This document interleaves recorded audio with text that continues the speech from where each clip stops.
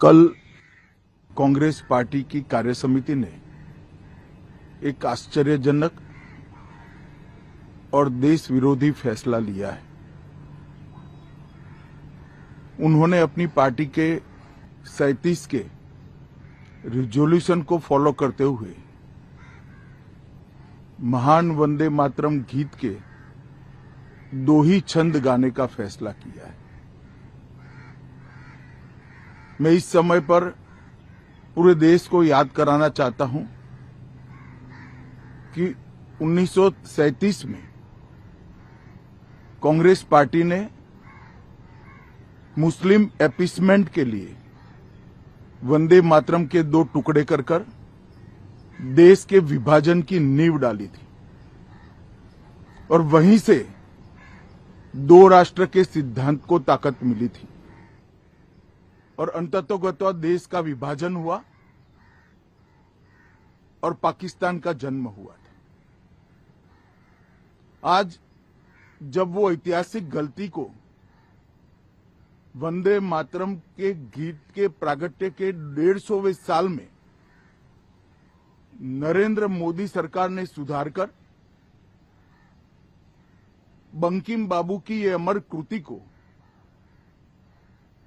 पूरा गीत गाकर राष्ट्रीय एकात्मता को फिर से एक बार सुदृढ़ करने का प्रयास किया है और सभी सरकारी फंक्शंस में इसको पूर्ण रूपेण गाने का जो निर्णय किया है, वो निर्णय को कानूनी जामा भी पहनाया है। इसकी अवहेलना करने का कांग्रेस ने कल निर्णय किया है। कांग्रेस का ये निर्णय केवल और केवल इनकी घोर तुष्टीकरण की नीति की पुष्टि करता है। वोट बैंक के तुष्टीकरण के लिए उन्होंने स्वर्गीय बंकिम बाबू के इस अमर कृति का न केवल अपमान किया है, वो लाखों शहीदों का भी अपमान किया है जो वंदे मातरम का नारा लगाते लगाते देश की आजादी के लिए फांसी पर चढ़ गए, जिन्होंने कई साल जेल में काटे। आज कांग्रेस पार्टी 1937 का अपनी पार्टी का रिजोल्यूशन मान रही है और पार्लियामेंट के एक्ट को नकार रही है। मुझे तो बड़ा आश्चर्य है, श्री राहुल गांधी की नेतृत्व में कांग्रेस पार्टी फिर एक बार इस देश में तुष्टीकरण की राजनीति को पुरजोश तरीके से आगे बढ़ा रही है।